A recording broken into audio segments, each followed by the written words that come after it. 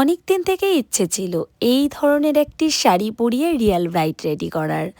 আজ ব্রাইড সাজাতে গিয়ে দেখছি এক্স্যাক্টলি আমি যে শাড়িটি ইমাজিন করে রেখেছিলাম সেম টু সেম সেই শাড়িটি আজকে ব্রাইড আমার কিনে রেখেছে তার বাসি বিয়ের জন্য।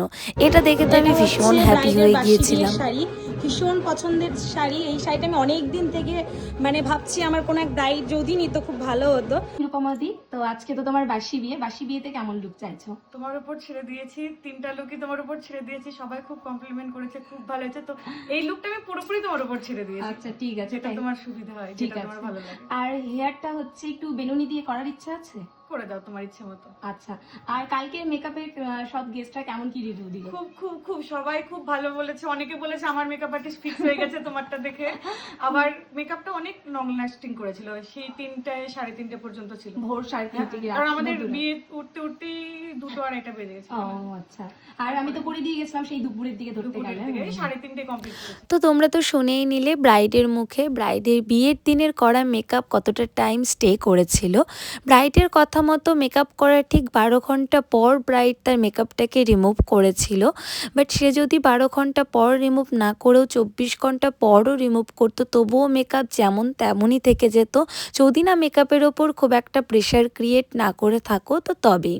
তারপর তোমার যতটা টাইম যাবে হালকা মেকআপটা ফেটে যাওয়ার চান্স থাকে, যদি অলরেডি স্মাইল লাইন আয়ের নিচে লাইনগুলো থেকে থাকে, মানে স্কিনের যে ভাঁজগুলো হয় সেগুলো যদি ফেসের মধ্যে থেকে থাকে তো ফেটে যাওয়ার চান্স একটু থাকে।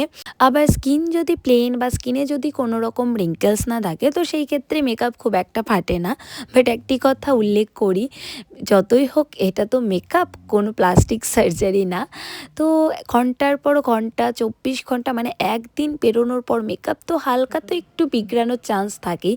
তবে এতটুকু তোমাদের বলতে পারি, মেকআপ উঠবেও না সরবেও না। একটি ব্রাইডের যতটা টাইম মেকআপ স্টে করানো দরকার হয় ঠিক ততটা টাইম আরামে মেকআপটা থেকে যাবে, তার বেশিও থেকে যাবে, যদি না মেকআপের ওপর খুব একটা প্রেশার ক্রিয়েট না করে থাকো তো তবেই। আমি কিন্তু এই কথাটি বারবার উল্লেখ করছি, এই কথাটি মাথায় রাখবে।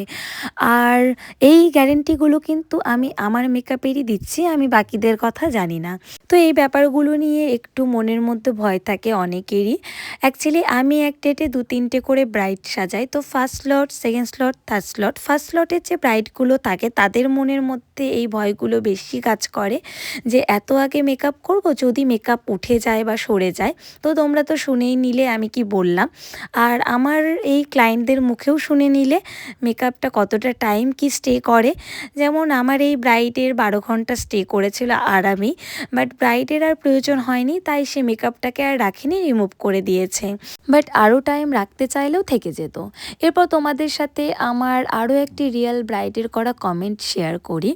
নাম তৃষা দেবনাথ, এটা ছিল আমার 23শে জানুয়ারির থার্ড ব্রাইড। সে কমেন্ট করেছে, দিভাই মেকআপটা অনেকক্ষণ ছিল, আমি কৃষ্ণনগর গিয়েও কিছু হয়নি জানো, তারপর আমি বিরক্ত হয়ে তুলে দিয়েছি। তো বুঝতেই পারছো তার লোকেশান ছিল মালদা ডিস্ট্রিক্ট নালাগোলা, গ্রামের নাম ঘুনাইডাঙ্গা। তো সেইখান থেকে সে কৃষ্ণনগর গিয়েছে এত দূর, আর অবভিয়াসলি হালকা কান্নাকাটি তো করেইছে, তারপরেও তার মেকআপ কিছুই হয়নি। তো বুঝতেই পারলে মেকআপ কতটা টাইম কি স্টে করে।